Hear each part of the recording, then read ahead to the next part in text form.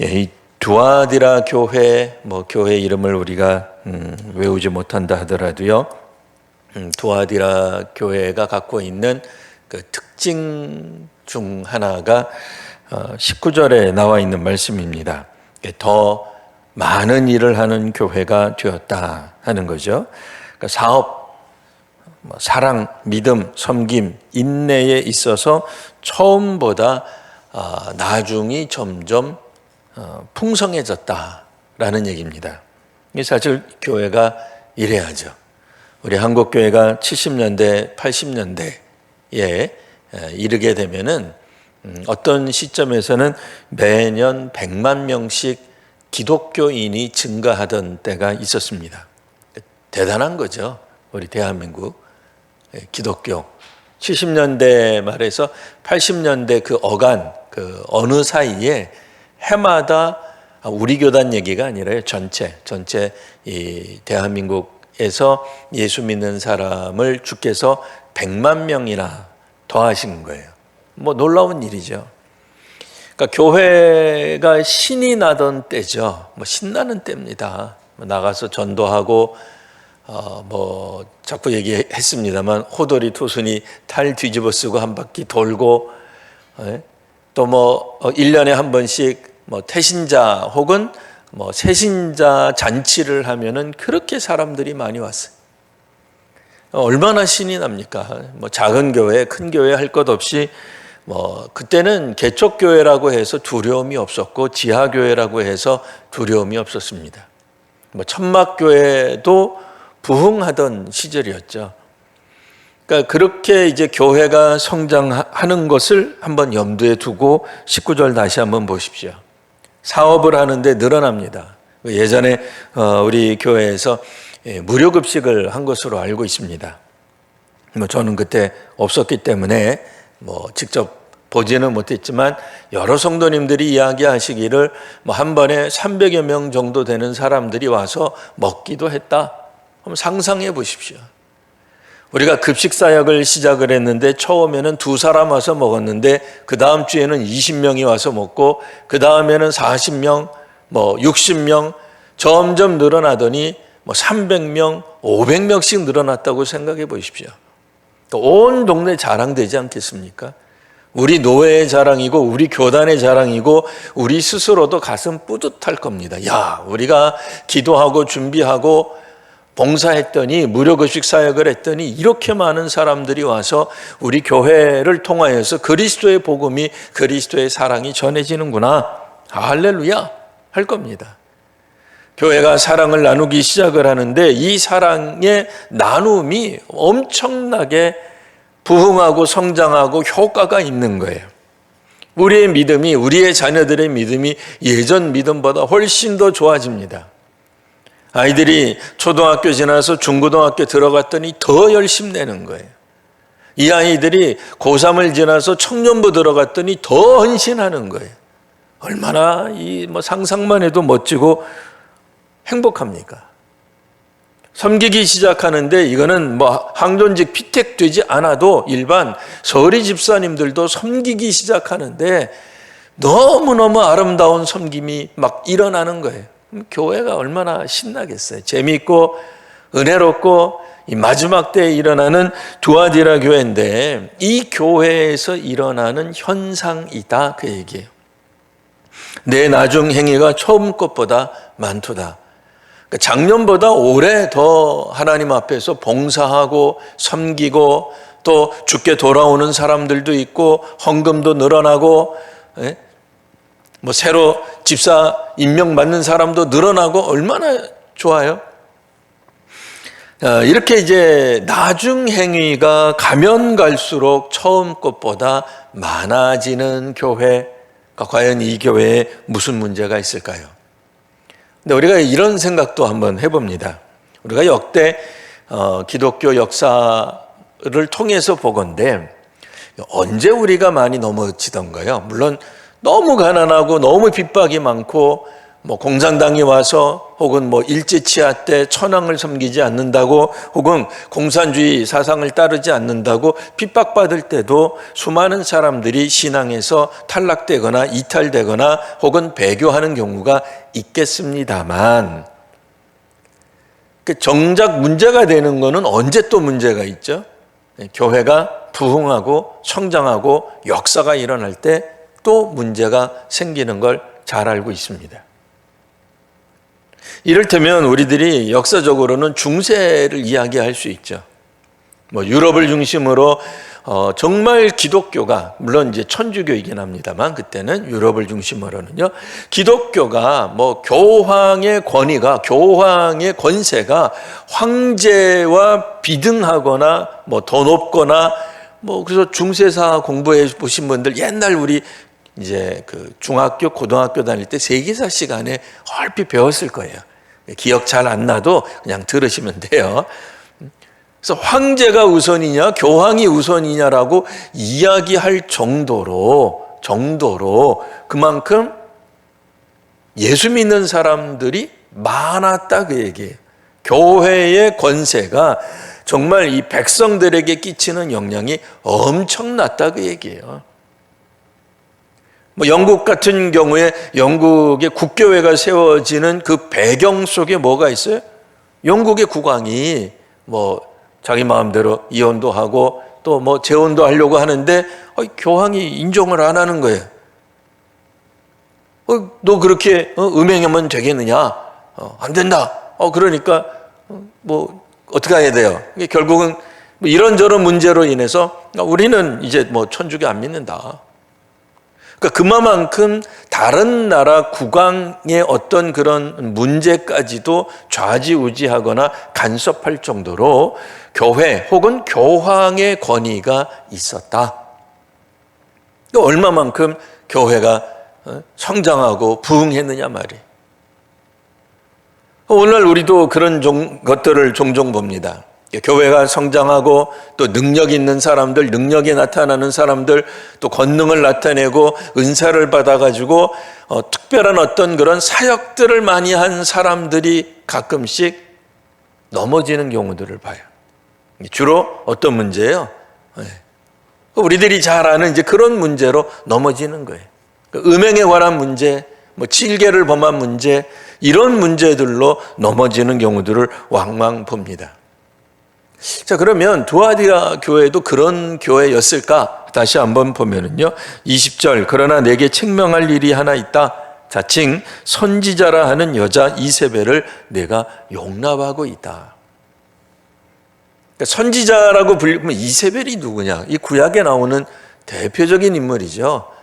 아합의 부인, 아합 왕, 북이스라엘을 통치하던 그 왕 중에 한 명인데요.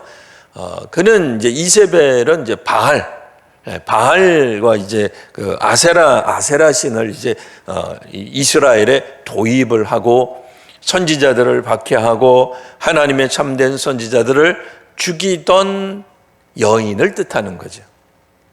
그러니까 우상 숭배, 특별히 바알 신앙을 적극적으로 소개하고 이스라엘에 이제 전파시킨 아주 그 못된 우상 숭배의 아주 대표적인 인물로 나오고 있습니다.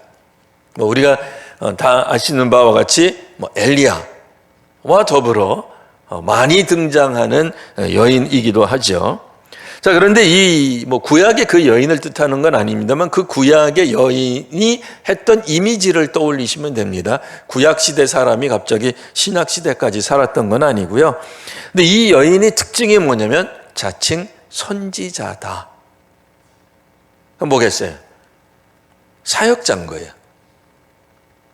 뭐 목회자일 수도 있고요. 뭐 오늘날에는 꼭 교회가 목회자만 있는 게 아니죠. 평신도 지도자들도 있죠. 뭐 선지자가 꼭 안수받은 목회자만 뜻하는 건 아니거든요. 교회의 지도자예요. 영적인 지도자예요. 선지자이기 때문에 그는 특별한 능력들을 나타내거나 하나님의 말씀을 전하는 그런 사명들, 가르치는 어떤 역할들을 한 겁니다. 그러니까 두아디라 교회 내에서 특별히 이 교회가 어떤 특징이 있다 그랬어요? 성장하는, 부흥하는, 역사가 나타나는 이전보다도 훨씬 더 많은 일을 해내고 있는, 요즘식으로 말하면 선한 영향력을 점점 더 많이 끼치고 있는, 이제 보통 사람들이 뭐가 잘 안 될 때 좀 그래도 경각심을 가져요. 이번에도 아시안 축구할 때 우리나라가 잘 나가다가 성적이 조금 못 미쳤어요.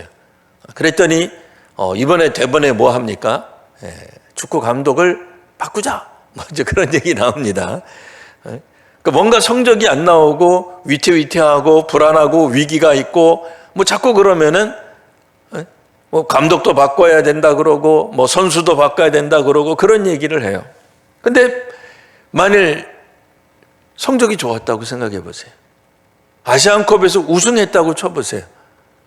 그럼 사람들이 혹시라도, 그러니까 지금 감독이 잘못했다는 그런 얘기 아니에요. 감독이 잘못을 하고 있어도 다 묻혀요. 왜요? 성과가 좋으니까. 우승했으니까. 준우승 했으니까. 3등 했으니까. 괜찮다고 여기는 거예요. 그러니까 이 교회가, 두아디라 교회가 지금 성적을 계속 좋은 점수를 내고 있는 거예요. 어떻게 내고 있어요? 작년보다 올해 항상 좋은 점수를 내는 거예요. 아니 무슨 우리들이 그 보험회사 같은 데서 일을 해보시거나 차량을 판매하는 어떤 그런 판매원을 하거나 그럴 때 받는 스트레스가 있잖아요. 뭐겠어요? 실적이 항상 좋아져야 돼요. 그 실적이 좋으니까 회사에서는 어떻게 해요? 아무 문제 안 삼아요. 그가 나쁜 짓을 하든 음행을 하든 우상숭배를 하든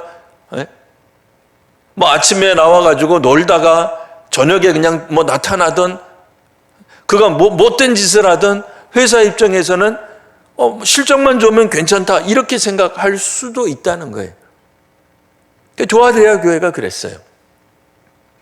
그러니까 이 이세벨이라고 자칭 선지자라고 하는 이 여선지자예요. 그러니까 2000년 전만 시대만 하더라도 놀라운 거죠. 남전여비 시대 아니겠습니까? 그런데 이 여성이 지도력을 갖기 시작했으니 정말 특별한 거예요. 엄청난 어떤 그런 은사와 리더십과 카리스마를 가지고 있는 여인인 거죠. 근데 이 여인이 왜 이 여인을 그러면 이 교회가 허용했을까? 왜 용납했을까? 상상컨대 실적이 좋으니까요. 이 여인 전도 많이 한 거예요. 기도할 때 능력이 나타난 거예요. 사랑의 역사도 많은 거예요. 자기가 맡은 구역 식구들 잘 돌보고 생일도 잘 챙겨주고 어디 아프다 그러면은 자기 속에 있는 간이라도 빼줄 것 같이 이야기해주고 그러니까 그가 맡은 교구는 날로 성장할 수밖에 없어요. 그리고 그가 기도하면은 사람들이 자빠지는 거예요. 쓰러지고 쓰러져서 입신하고 방언하고 그러니까 사람들이 저 가운데서는 뭐가 있다 이거예요. 역사가 나타난다는 거죠. 다른 사람들하고 비교해 보는데 훨씬 더 능력이 나타나는 거예요. 근데 문제는 뭐예요? 그에게 음행이 있어요. 이거는 교회가 마땅히 가져야 되는 순수성, 순결함을 저버린 거죠. 그러니까 어떤 실적은 많이 나타나는데 그의 경건은 모자라도 한참 모자랐다는 거예요. 자기 개인 영성을 제대로 컨트롤하지 못한 거예요. 그러니까 남들이 보기에는 기도도 능력이 나타나고 그가 교육을 하든 선교 사역을 하든 혹은 봉사를 하든 대민 봉사를 하든 엄청난 결과물들이 그것도 해마다 날마다 이전보다도 훨씬 더 확실한 현상들이 나타나고 있지만 실제로는 그가 가지고 있는 그 속은, 그 자신은 뿌리째 썩어져 있었다 그 얘기죠. 근데도 사람들은 괜찮다고 봤어요. 왜? 성적이 실적이 좋으니까. 정말 하나님 앞에서 아무런 어떤 특별한 능력을 나타내지 못해도 하나님과 깊은 교제 가운데 있는지, 그가 하나님의 사람인지 성령 가운데 살아가는지는 중요치 않다고 본 거죠. 근데 놀랍게도 바알 신앙의 특징이 뭐예요? 바알 신앙의 특징이 풍요해요. 풍성함이에요. 그 추수로 말하면 풍년을 뜻해요. 그러니까 바알 신이 손을 닿는, 혹은 아세라 신이 손을 대는 곳곳마다 뭐가 나타나는 거예요? 기적이 나타나는 거죠. 30배, 60배, 100배 역사가 나타나는 것처럼 보이는 거예요. 그래야지 사람들이 우상을 따를 거 아니겠어요? 우상을 따르는데 우상에게서 역사가 안 나타나면 사람들이 그거 왜 따라가겠어요? 그러니까 우상에게 우리가 생각할 수 있는 길흉화복이라고 한다면 길한 것, 복, 이런 것들이 나타납니다. 근데 사람들이 생각할 때 교회가 하는 어떤 사역이, 혹은 그가 나타나서 뭔가 활동하는 어떤 활동들이 풍성해지고 부요해지니 그가 어떻게 살아가든지 내버려 둔 거예요. 용납한 거죠. 그래서 오늘 성경 말씀해 보시면 21절, 내가 그에게 회개할 기회를 주었다. 예수께서 그에게 회개할 기회, 그는 누구예요? 자칭 선지자라고 하는 여자 이세벨이라고 하는 사람이에요. 이세벨이라는 이름은 잊어도 좋습니다. 그는 분명히 무엇인가 실적을 내고 결과물을 내고 있는 교회의 중직자다라고 생각할 수 있어요. 교회의 지도자다라고 말할 수 있습니다. 그런데 문제는 하나님께서, 그러니까 예수께서 회개할 기회를 주었지만 그는 그 자신의 음행을 회개하지 않았습니다. 하나님 싫어하는 거죠. 음행을 회개하지 않아요. 도리어 오늘 성경에도 보면 22절에는 내가 그를 침상에 던질 것이요. 여기서 말하는 침상은 병상으로서의 침상을 말합니다. 그는 이제 병들게 될 것이요. 또 그와 더불어 간음하는 자들, 교회 밖 사람들이 아니죠. 교회 안 사람들입니다. 교회 안에 있는 사람들도 그들의 행위를 회개하지 않는다면 환난 가운데 빠지게 될 것이다. 23절, 내가 사망으로 그의 자녀들을 죽일 것이다. 그 선지자라고 말하는, 그 앞서 나가는, 사역에 앞서 나가는 그 교회 지도자의 자녀들이 결국은 죽게 될 것이다. 그러면 사람들이 거기서 보고 뭘 알아야 돼요? 여기서 말하는 죽음은 꼭 문자적으로 육신의 죽음을 생각하실 수도 있고요. 혹은 영적인 죽음을 생각하실 수도 있어요. 그러니까 그 자신이 세계를 돌아다니면서 가는 곳곳마다 집회해가지고 능력을 나타내는데, 문제는 뭐예요? 그의 자녀들은 오늘 우리식으로 말하면 교회 안 나간다, 그 얘기예요. 당황스러운 거죠. 굉장히 이거는 충격적인 얘기죠. 황당한 거죠. 그러니까 손을 들어 기도하고 방언케 하고 귀신을 쫓아내고 예언하고 신유의 역사를 나타내는 능력자인데, 문제는 그와 더불어 깊이 교제하는 사람들, 그의 일생을 잘 아는 사람들, 그와 정말 가까운 사람들은 누구도 하나님 앞에서 회개하지 않더라, 그 얘기예요. 왜요? 그 자신이 회개하지 않으니까요. 남 보고는 회개하라고 하는 거죠. 그러니까 아주 강력한 메시지를 선포할 수 있죠.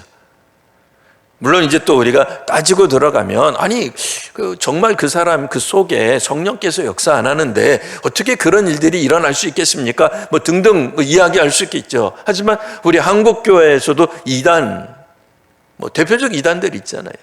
전도관, 통일교, 요즘은 신천지, 또 이 설교 듣고는 또 그분들이 또 고발 안 할까 모르겠어요. 요즘은 자꾸 고소를 해가지고 말입니다. 대부분 어디서 출발해요? 원래 교회였잖아요. 그러니까 예전에 전도관이라든지 다 교회 장로 출신들이에요. 기도원에서 정말 역사를 많이 일으켰던 분들 아니에요? 실제로 역사가 났으니까 사람들이 따라갔겠죠. 예? 그러나 나중에는 어떻게 돼요? 이단으로 빠지는 거죠. 정말 우리 주 안에서 믿음을 가지고 살아가려는 사람들을 오히려 빼내가는 그런 일들이 벌어지더라 하는 이야기입니다. 그러니 이제 오늘 말씀을 통해서 보건대 이 교회가 마지막 때에 정말 놀라우리만큼 성장하고 실적을 내고 성적을 내고 부흥하고 역사하고 그런 교회들도 있어요. 근데 그 안에서는 누가 제일 으뜸이겠습니까? 우리 전도로 말하면 전도 많이 한 사람이죠. 저를 포함해서 우리 성도님들이 다 1년에 한 명 전도했다고 쳐봐요. 옛날에는 한 명 전도하는 게 사실 어렵지 않았던 것 같아요. 그죠? 80년대 우리 딱 한 명만 이렇게 하고 그럴 때 한 명 전도가 어려웠습니까? 좀 쉬웠잖아요. 저만 그렇게 얘기하는 거예요? 쉬웠잖아요. 1년에 한 명 전도하는 게 그렇게까지 어렵지 않았잖아요. 사실 그래서 부흥이라고 할 때 우리들이 그런 목표들을 세웠어요. 오늘 우리가 말 100여 명 모인다. 그러면 1년 그 다음에 어떻게 목표를 세웠어요? 200명. 1년에 한 명씩만 전도합시다 그랬잖아요. 1년에 한 명만. 저는 지금은 좀 길게 잡으셔도 될 것 같아요. 1년에 한 분 어려우시면 5년에 한 명. 그래도 어려우시면 10년에 한 명을 놓고 전도하시면 돼요. 근데 여하튼 7, 80년대 때 1년에 주께서 한 100만 명씩 우리 한국교회 성도들이 늘게 하셨으니까 그때 우리 교회 만일 우리 저를 포함해서 우리 성도님들이 한 명씩 전도했다고 해봐요. 근데 어떤 분이 100명을 전도해 왔어요. 자, 그러면 교회의 리더십이 무게중심이 어디로 가겠어요? 그분한테로 가는 거죠. 그렇지 않겠어요? 그분이 나타나기만 하면, 그분이 움직이기만 하면 누군지 몰라도 뭐가 되는 거예요. 근데 문제는 그 사람이 주 안에서 순결하지 못해요. 자기의 경건을 지키지 못해요. 마땅히 해야 될 어떤 그리스도인으로서의 덕목들을 따르지 못한다고 할 때에 어떤 문제가 생기겠어요? 교회는 삽시간에 무너지겠죠. 그러니까 사람들이 위기 때는 막 문제를 찾아냅니다. 이거 고쳐야 된다, 저거 고쳐야 된다, 이거를 개선하자, 이거를 개혁하자, 이렇게 이야기를 하는데 소위 말하는 잘 나갈 때는 어떻게 해요? 내버려둬요. 시체말이 뭔지 아시죠? 시체가 하는 말이 아니라 요 시대 말로 꽁 잡는 게 매예요. 잘하니까 내버려 두는 거예요. 그래도 되느냐 이거죠. 교회를 전도하기 위해서 만일 우리가 그런 방법 어느 누구도 쓰지 않습니다만 우리 교회 와봐. 내가 10,000원 줄게. 올 때마다 10,000원씩 주는 거예요. 전도가 될까 안 될까요? 저는 된다고 믿습니다. 근데 그건 진짜 전도가 아니잖아요. 참된 전도가 아니잖아요. 그러니까 그런 것처럼 밑빠진 독에 물 붓기식으로 가는 거죠. 우리 교회 청년 오면은 시집장가 잘 갈 수 있어. 물론 그 교회 청년부가 잘 돼서 시집장가 잘 가는 거는 복된 일이고 축하할 만한 일이고 격려하고 권장할 만한 일이 틀림없습니다. 근데 전도가 아니라 예수를 믿는데 목적이 있는 것이 아니라 시집장가 가는데 목표가 있다. 그러면 그게 되겠습니까? 지역에 가면은 대개 시장님 다니는 교회는 큰 교회를, 시장님이 다니면 그 다음에 그 밑에 있는 있잖아요. 그 직원들이 다 그게 다. 눈앞에 보기에는 부흥성장한 것 같죠. 근데 실제로는 뭐 하는 거예요? 그냥 똑같은 거죠. 회사 사장님 다니니까 그 밑에 있는 중역들이 다 같이 다닌다. 전도해서 다닌다면야 뭐 누가 뭐라 그러겠습니까? 근데 그게 아니라면 다른 이유 때문에 여기서 뭐겠어요? 음행인 거죠. 음행이 주는 어떤 매력적인 거죠. 우상 숭배가 주는 매력적인 게 있는 거예요. 놀랍게도 이 교회가 가지고 있는 이 부흥 성장하는 그리고 확장되는 모습이 그들의 어떤 사역들이 나중 행위가 처음 것보다 많아진 거 좋은 거죠. 근데 이것과 바알 신앙이 갖고 있는 것과의 차이가 모호한 거예요. 여기서 어떤 걸로 우리가 구별할 수 있는 거예요? 주의 말씀을 정말로 따르느냐. 여기서는 뭐죠? 음행하는가 하지 않는가로 구별짓게 된 겁니다. 그러니까 드러나는 현상이 비슷한 거예요.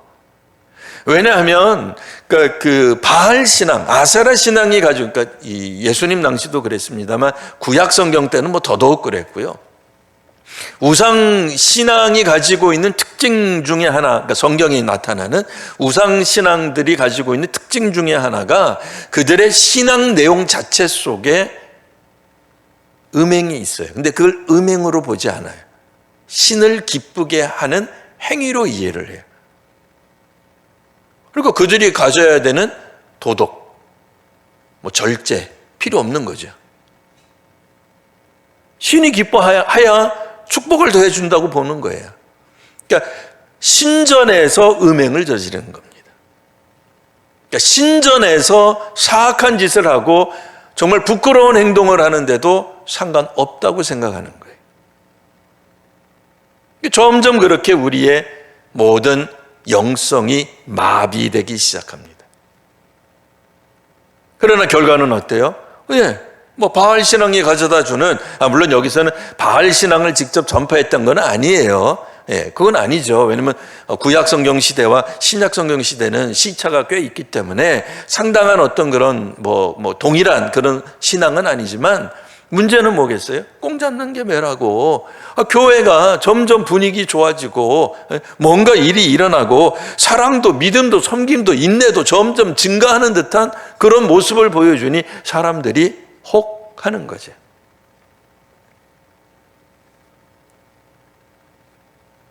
성장이 나쁜 게 아니죠. 성장해야 됩니다. 부흥이 나쁜, 이거 부흥해야죠.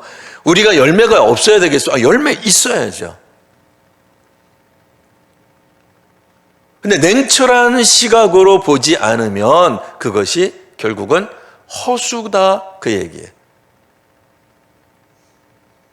아무것도 아닌 것인데 마치 우리들은 우리도 비슷한 경험이 있죠. 그러니까 한국 교회가 막 엄청 성장하니까 우리가 막 기도하면 되는 것 같고 우리가 열심히 하면 다 되는 것 같고 다 되는 줄 알았는데 세월이 지나고 나서 우리는 다음 세대를 걱정하는 교회가 되어버렸어요.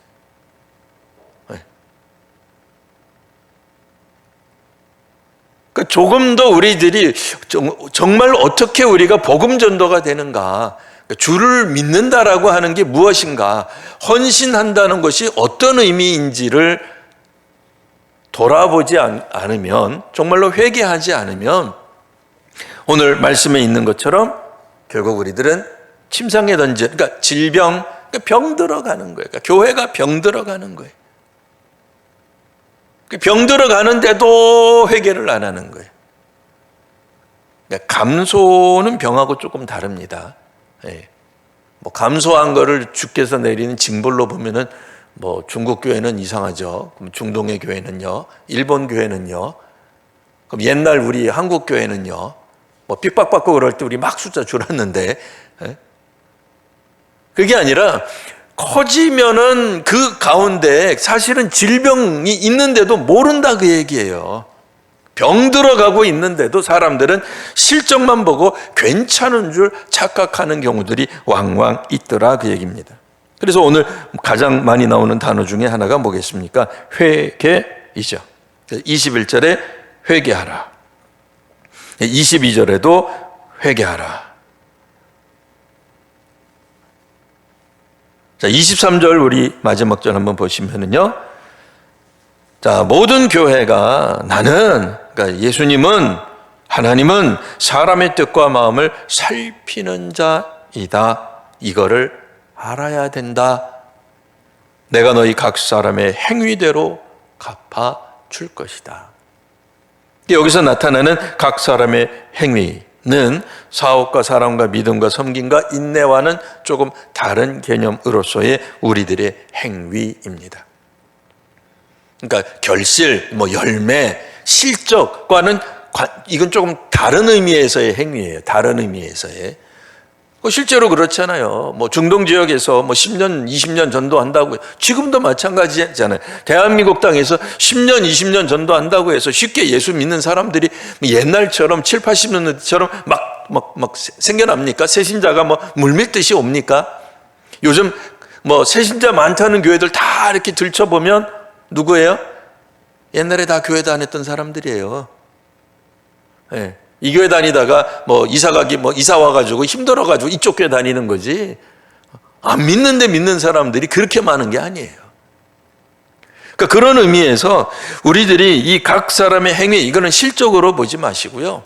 그 사람이 주 앞에서 어떤 삶을 살아가고 있는지를 주께서 보신다라는 얘기예요. 혹여 우리가 애써서 전도하고 애써서 선교하고 봉사하고 가르치는데도 소위 말하는 그 열매들, 결과물들은 좀 모자랄 수 있어요. 우리가 북한 주민이라고 생각해 보세요. 나가서 전도한다고 한 명이라도 예수 믿는 사람들 얻을 수 있겠습니까? 하지만 주께서는 그 사람의 행위를 아신다, 그 얘기예요.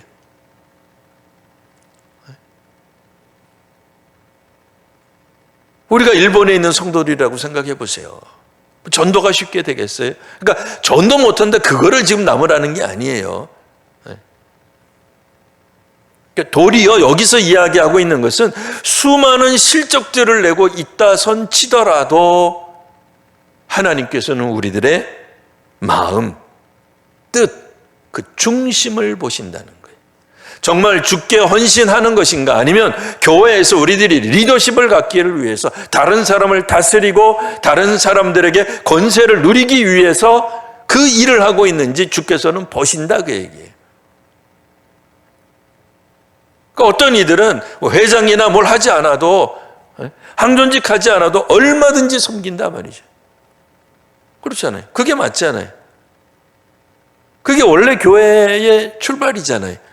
교회가 처음서부터 항존직이 있고 그런 게 어디 있어요? 그런 거 아니잖아요. 그건 나중에 교회가 제도화되면서 나중에 생긴 거지. 예수님을 뒤따라는 주의 제자들에게서 나타나는 현상하고 너무 비슷하잖아요. 길거리 가면서 주의 제자 중에 몇몇이 뭘 갖고 상의를 해요? 우리 중에 누가 제일 큰가? 똑같잖아요.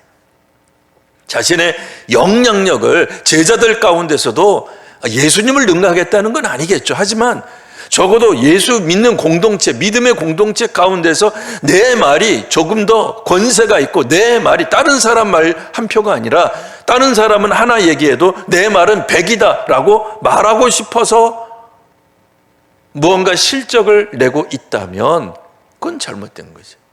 근데 문제는 교회가 그런 것들을 허용했다, 그 얘기예요. 잘못된 방향으로 나아가고 있는데도 내버려 두고 있었다. 그렇게 되면 문제는 뭐가 되는 거예요? 같이 그 모든 공동체가 무너질 수 있다라고 하는 것을 예수께서 2000년 전에 있었던 요한을 통해서 말씀하시고, 지금도 마찬가지 아니겠습니까? 부흥 성장하던 교회가 어떤 목회자가 되었던, 혹은 교회 중직자가 되었던 심각한 어떤 그런 사회적 물의를 일으키게 되면 어떻게 되겠어요? 사람들이 다 예수 믿는 것에 대한 회의를 느끼죠. 그런 측면에서 다시 한번 주께서 마지막 때에 우리가 믿는다라고 하는 것, 그게 무엇을 의미할 것인가? 사실은 실적도 중요하지, 성장하는 것도 중요합니다. 성장할 수 있는 곳에서는 성장해야 되는 거예요. 그러니까 지금 전체 한국교회가 다 성장하는 분위기인데 우리 교회만 성장 안 하고 있다, 우리 교회만 계속 그건 이상한 거죠. 안 이상해요? 그건 이상한 거죠. 네? 아니, 남들은 지금 우리나라가 다 뭐 경제 성장해가지고 막 월급이 올라가고 해서 다 잘 살고 있는데 이상하게 우리 회사만 실적이 안 난다. 그거 이상한 거죠. 근데 다 안 된다. 그럼 다 안 되는 건 그건 다 안 되는 거예요. 그걸 누가 가지고 뭐라 그러겠어요?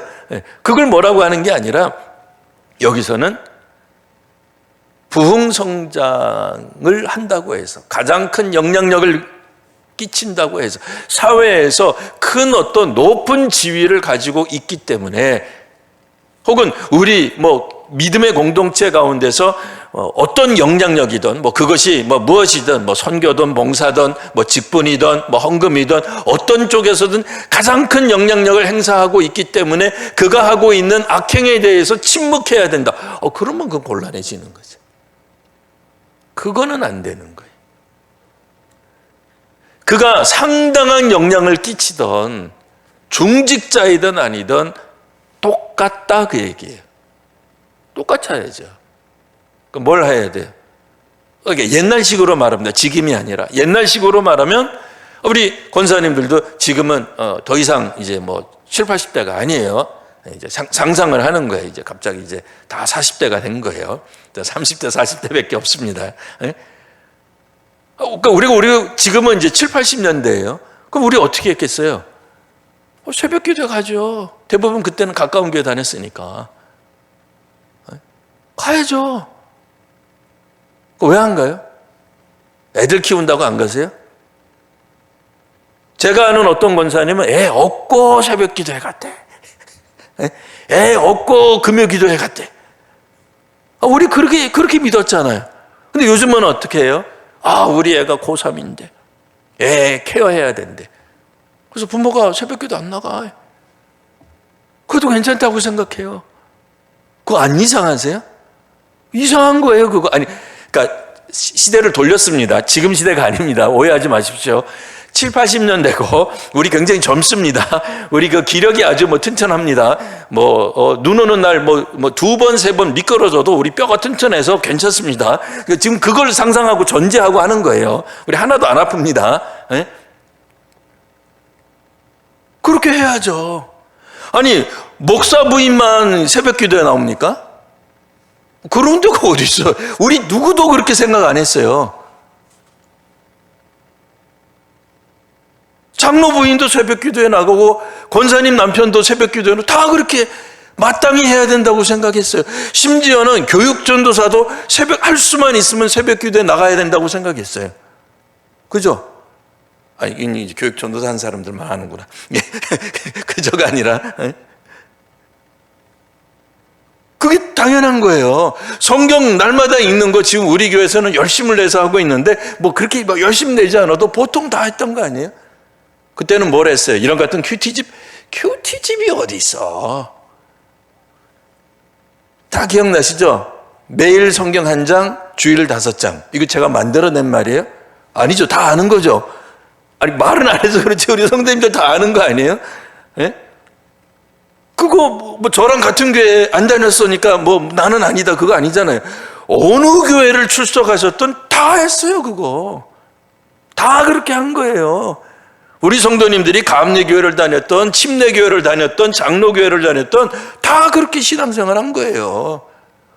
근데 어느 순간 우리 애가 어린애고 우리 애가 중학교고 우리 애가 고등학교 다니니까 나는 새벽 기도에 못 나갑니다.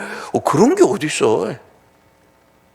우리가 특별히 어떤 교회에 대해서는 불편한 감정이 있어서 얘기 안 하는데요. 있습니다. 저쪽 강 건너 어느 교회.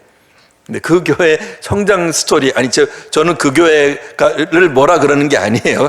좋다고 그런 얘기가 아니라 그 교회가 성장할 때의 스토리는 우리는 알고 있잖아요. 아무리 멀리서라도 정말 너무 멀면 못 오지만 새벽에 택시 타고라도 새벽 기도에 갔잖아요. 사실 우리 교회 정도면은 경기도권 사시는 분 빼놓고 경기도도 경기도 나름이죠. 남양주만 하더라도 올 수 있는 거 아니에요? 우리 교회 거리 정도면. 우리가 서울의 어디 외곽지대에 뭐 이렇게 뭐 산골 깊은 데 있는, 우리 산골에 있기는 하죠. 예. 서울 중앙에 산골이기는 합니다만, 아니, 그러니까 지금도 그렇게 하라는 건 아니고요. 뭐 그렇게 하자는 건 아니고, 아까도 말씀드렸지만 70년대, 80년대, 그리고 우리 성도님들이 30, 40대입니다. 상상을 통해서 거꾸로 간 겁니다. 지금 같으면은 있는 자리에서 어떤 형태로라든지 우리가 마땅히 해야 되는 일들에 대해 하고 있는 것들이 있어야 돼요. 그렇잖아요. 뭐 담임 목사나 담임 목사 가정만 새벽 기도에 나오면 되는 겁니까? 그런 거 아니잖아요. 그러니까 적어도 우리가 7, 80년대 때는 그런 생각 누구도 하지 않았어요. 아무도 하지 않았어요. 우리 모두가 다 뭐 장로이기 때문에 아니에요. 저도 그 시절에는 고등학생이고 대학생이었는데 그 시절에는 할 수 있으면 간다였어요. 그렇잖아요. 청년 주제, 중고생 주제 그러지 않았어요? 뭐 새삼스럽고 놀라운 것도 아니잖아요. 세례받고 그러면은 성경 한 장 읽고 당연한 거였단 말이에요. 그렇다고 한다면 오늘 이 말씀을 우리들에게 적용한다면 우리가 할 수 있는 부분에 있어서는 각자 지금 실천하고 계셔야 돼요. 아니, 물론 우리가 무슨 뭐 율법주의자처럼 요걸 했으니까 나는 구원받을 거야. 요걸 했으니까 나는 경건한 거야. 이걸 했기 때문에 나는 의롭다. 그거를 자랑하자고 하는 얘기가 아니에요. 근데 적어도 우리가 안 하는 것들이 안 해도 된다는 생각들이 너무 편만해졌어요. 그거는 뭔가 좀 한번 생각해 봐야 돼요. 그래서 우리 교회 특징이 뭡니까? 다른 교회 분들이 굉장히 놀라는 것 중에 하나, 새벽 기도의 영상이 20분이나 들어오시는 거예요. 어쨌든 그 시간에 깨어서 함께 기도하는 거 아니에요? 지금은 옛날처럼 뭐 무조건 억지로 와라 그런 얘기하는 시대는 아닙니다. 그런 의미에서 현재 우리가 할 수 있는 부분들이 지금 일어나고 있는지를 잘 살피셔야 돼요. 그게 어떤 측면에서는 회개하는 거예요. 되돌아가는 거예요. 말씀으로 되돌아가는 거고 예전에 우리가 가졌던 그 신앙으로 돌아가는 겁니다.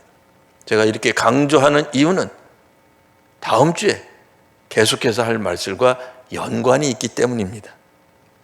궁금하신 분들은 다음 주에 꼭 오시기 바랍니다. 기도하겠습니다. 거룩하신 주님, 주께서 우리 한국교회에 또 우리 교회에 또 우리 성도님들에게 수많은 은혜와 또 축복을 더하여 주시니 감사합니다. 예전보다 더 잘 믿고 더 봉사하고 더 섬기고 더 사랑하고 더 역사가 일어나는 것에 감사합니다. 하나님, 저희로 하여금 주 앞에서 겸손히 살아가는 또한 경건의 능력을 더하여 주옵소서.